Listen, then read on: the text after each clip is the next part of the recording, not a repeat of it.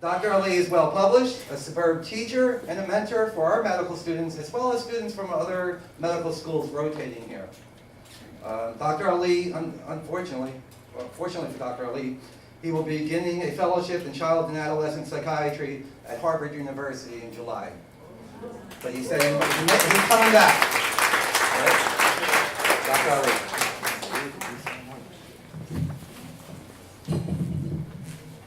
Thank you. I'm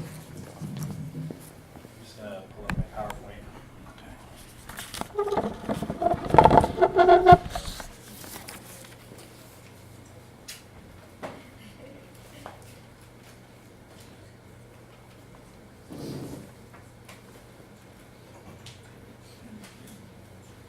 Okay, so before we start, can I get a show of hands for anyone who has tried tobacco, alcohol, or cannabis before it was legal for their age? Anybody? Okay, good. Officers, we got them. So, I'm just kidding. So my topic is substance abuse in adolescents and how it can affect the developing brain. It's very important because it's going to affect a lot of things that we're going to talk about in the following presentation. So I'm Dr. Tarek Ali. I have an MD from Ross University and a Master's of Public Health from Michigan State University. And I'm here because I love being the center of attention. And I'm also here because I believe that there's an epidemic with substance abuse in the youth right now. And there's a lot of misconceptions floating around. So before we start, I'm just going to briefly review some really big topics, but I'm going to make sure that everybody understands it. So there's 4 main things that we need to know. The first is called synaptic pruning. Throughout adolescent and childhood brain development, synapses, which are the connections between the neurons, are expanding exponentially. As development continues, certain types of cells in the brain are responsible for clearing up debris and also damaged cells. Those same cells are responsible for something called pruning, just like we prune for anybody who grows plants. I don't know what that's called. Or anybody has a name for that? Okay, so pruning. Basically, these cells destroy synapses that are not necessarily needed anymore. This is a normal process that occurs throughout adolescence. When it's disrupted, it's theorized to contribute to neurodevelopmental disorders and even linked to schizophrenia. So this is what synaptic pruning is, because it's going to be referenced later. So what is myelination? Myelination is the process in which myelin covers the nerve cells, or the nerve endings. So when an electrical signal occurs in the body, and for the nerve to communicate, the signal has to be propagated. For it to be propagated, myelin allows for the conduction speed to actually work in the body. Without myelin, the signal would slow down or be lost. So this is a normal process that's going to be referenced later too. Disruption in the myelination is seen in diseases like multiple sclerosis, and also has been associated with other mental illness. The importance of the frontal lobe. So the frontal, I promise it's not all dry like this. This is like the most academic it'll be, hopefully. The frontal lobe is part of the brain that helps in emotional expression, problem solving, memory, language, judgment, complex planning, sexual behavior. Everybody's awoke now. And personality. This is developing throughout adolescence, and its prefrontal cortex is one of the last things to develop. So understand, the prefrontal cortex is one of the last things to develop in adolescence. The prefrontal cortex is significantly implicated in drug-seeking behavior, and the executive functioning required to avoid this it's responsible for drug avoidance behavior too. So interesting enough, literally yesterday, and I found out this morning, there was an article that talked about the prefrontal cortex doesn't even begin to, they're beginning to find out that it doesn't finish developing until mid-20s, which is a really significant finding, that we're not technically adults until the mid-20s. Sorry, teenagers. So lastly, the dopamine and the reward pathway. The mesolimbic dopamine system is the reward pathway. It's a very complicated anatomical circuit in the brain involving places like the amygdala, which we'll talk about, the hippocampus, the hypothalamus, frontal cortex, and more.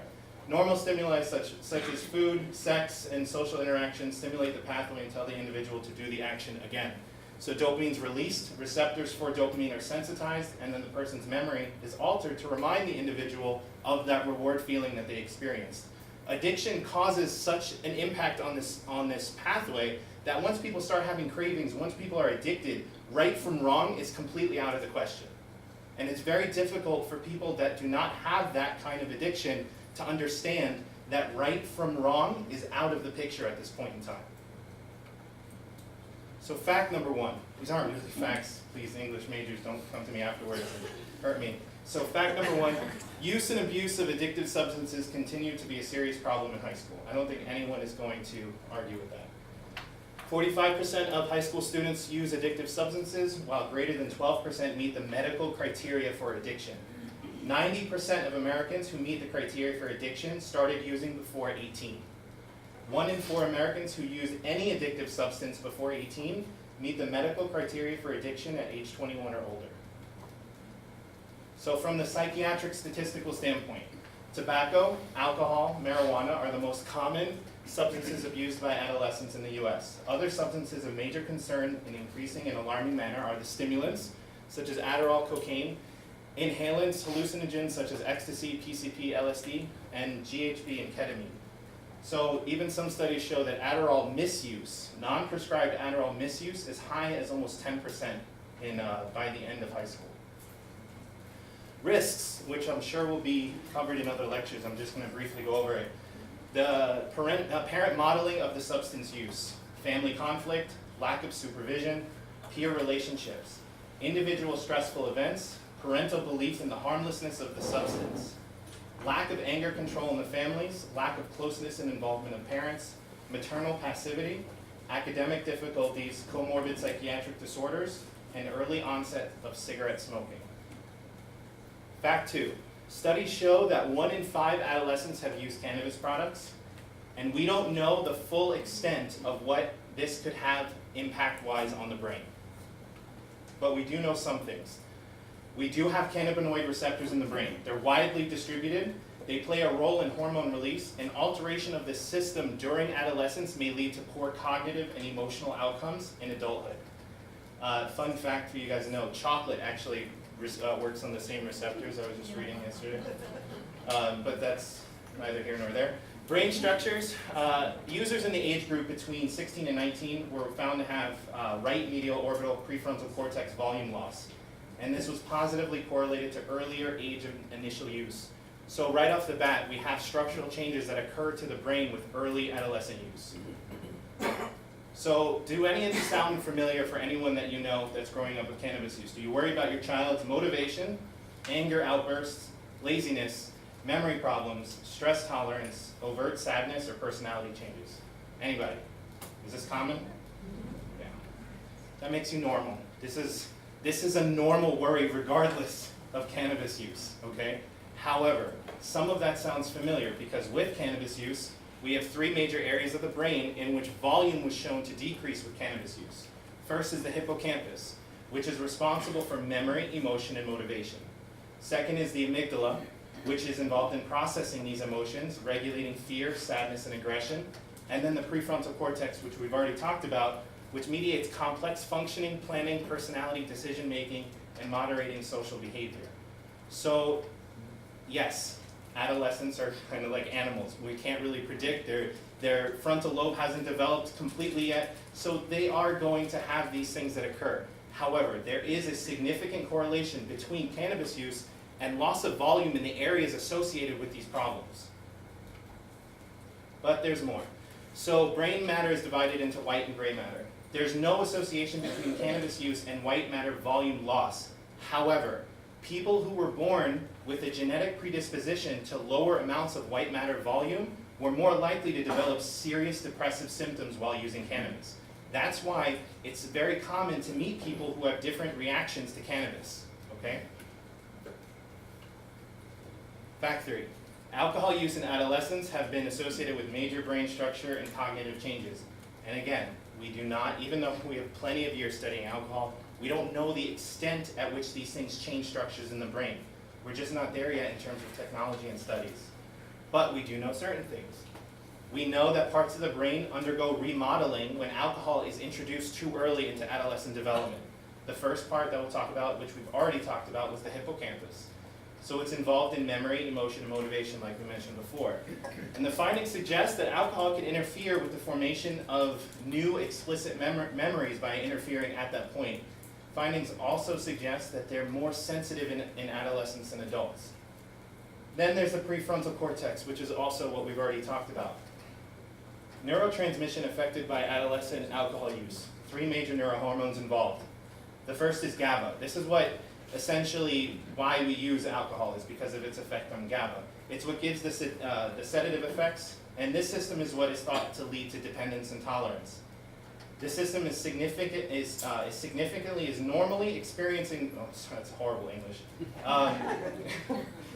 This system is more active in adolescence, that's what it's supposed to say. I think I was not paying attention. So dopamine regulates the reward pathway. We've already talked about that. During adolescence, this system fluctuates in a tightly regulated manner. So influencing a substance that affects dopamine it's going to be unpredictable in how we would understand the structure changes, but also the addiction potential, which is what we see with alcohol. And glutamate is the last neurohormone, and basically this is an excitatory neurohormone for the brain. It is also tightly regulated in adolescence, and alcohol disrupts the circuit. Fact 4. 7.3% of adolescents and young adults misuse prescribed opiates, and the sources differ when you're including non-prescribed opiates. So this is without heroin, which we're seeing more and more in the age group under 18 in this ER. 4,235 deaths due to opiates in youths in 2015. For every young adult overdose death, there's 119 emergency room visits and 22 treatment admissions. This is under the 21 age bracket. Being prescribed an opiate, I should say an opiate, for pain in young adults is associated with an increased risk for abuse as an adult. Now we know specific parts of the brain that are affected by this in adolescence. The first is the central nervous system in general. So opiates overall are CNS depressants. Tolerance means you need a higher amount to achieve the same effect. Earlier use means earlier tolerance. Tolerance leads to increased use. Right? It's very logical. But increased use is going to lead to the accidental overdoses, because the higher dosing you use, the more likely you're going to have things like respiratory depression. So this is one of the primary causes for accidental overdoses. And then dopamine again, the reward pathway. Some studies show that opiates are 1,000 times stronger than normal release of dopamine. So I see a chocolate cupcake, I've never had one before, I eat it, dopamine is released, I like it, there's a reward for chocolate cupcake. When I use an opiate, that's 1,000 times stronger. That's how you can understand that. Fact 5. In 2012, the National Survey on Drug Use and Health found that 90% of youth between the ages of 12 to 17 did not receive treatment. 90%. So stimulants such as Adderall, Ritalin, cocaine, crystal methamphetamine, when prescribed and taken appropriately for ADHD and ADD, they can actually reduce the risk of substance abuse as you get older. However, stimulants are highly addictive and based on how they work, which we'll talk about in a second, and the acute risks associated for misuse are severe. So the neurotransmission that's affected by adolescent stimulus use, stimulant use. First, let's talk about the overdose potential. So young adult misuse and toxicity can be associated with a huge list of problems. The high blood pressure can lead to stroke, cardiovascular collapse, heart attack, deterioration of muscle fibers, and kidney damage, which is called rhabdomyolysis, acute psychotic states. So I want to take a second. Anyone who takes high enough amounts of stimulants can become psychotic. Anyone in this room. Now that's related to the dopamine that it releases, which we'll talk about in a second. Seizures and violent behavior. There's stimulant-induced seizures are definitely underreported and are something to watch out for significantly, as we see more and more kids in the ER who have tried Adderall and stimulants already by the age of 17, without a prescription. Dopamine and norepinephrine. So stimulants in general in this class, they increase the amount of dopamine and norepinephrine in the central nervous system. This, other than the good side on why we prescribe stimulants, this accounts for the addictive, aggressive, and crashing effects of the stimulants when they wear off. At misused in higher doses, anyone, like I said, can become psychotic. And norepinephrine accounts for the increased agitation often seen when stimulants are used without a diagnosis of ADHD. When someone doesn't need a stimulant, this is when we usually see these side effects. Fact 5, even one-time use of a hallucinogen can lead to chronic perceptual problems. This includes LSD, PCP, MDMA, which is ecstasy, shrooms, and others. So on a side note, by definition, MDMA is a stimulant, but it's considered a hallucinogen. So hallucinogens, in fact, are being studied for the positive effects on mental illness, on mental health. However, misuse and abuse with impure compounds is highly dangerous, which is what we see. So, on a side note, I was published last year because I presented 2 cases at the APA of 2 young girls who tried LSD at a Justin Bieber concert. Both of them, I don't know why I had to include it was a Justin Bieber concert. Don't go to the place. So, both of them had symptoms for over 6 months and required an antipsychotic regimen to keep them even remotely functional. One, as far as I know, still requires an antipsychotic. So that's over 1.5 years now. And this is really tragic because there's no history and there's no way to know if they were predisposed to schizophrenia beforehand or anything like that. But this is just 2 cases from what we found. And it's scary because they were relatively in the same area. So it's not unheard of to believe that maybe something else was impure and caused damage to parts of the brain that would cause prolonged psychosis. This is actually called hallucinogen persisting perception disorder. If this was so rare, there wouldn't be a name for it, right? So hallucinogen persisting perception disorder, it's theorized to be an anomaly in executive functioning and norepinephrine and dopamine breakdown disinhibition. Basically, there's too much floating around after they use the hallucinogen. It implicates the frontal lobe and neurohormonal pathways, which we talked about, and these pathways are still underdeveloped in the adolescent. So we have to be particularly careful, especially places like the Silicon Valley where they talk about microdosing hallucinogens. Even though these are being studied for positive effects on mental health, these are ongoing studies. We don't know the effects on adolescent brain development. So symptoms include chronic visual changes, auditory hallucinations, and what they call pseudo-hallucinations, meaning that they're mostly like illusions instead of hallucinations. Posterior cingulate cortex is the area most likely involved with stimulant psychosis. So some studies have shown that hallucinogens alter the structure of the posterior cingulate cortex. So the PCC is directly linked to attention processes, self-referential thought, internal mentation, and long-term personality qualities. This area of the brain is under high development throughout adolescence. So thank you. I enjoyed it. I went through as many of the drug categories as I could related to the adolescent brain. All right. If you guys have questions, write them down on the index cards, and you guys can ask the panel afterwards. All right.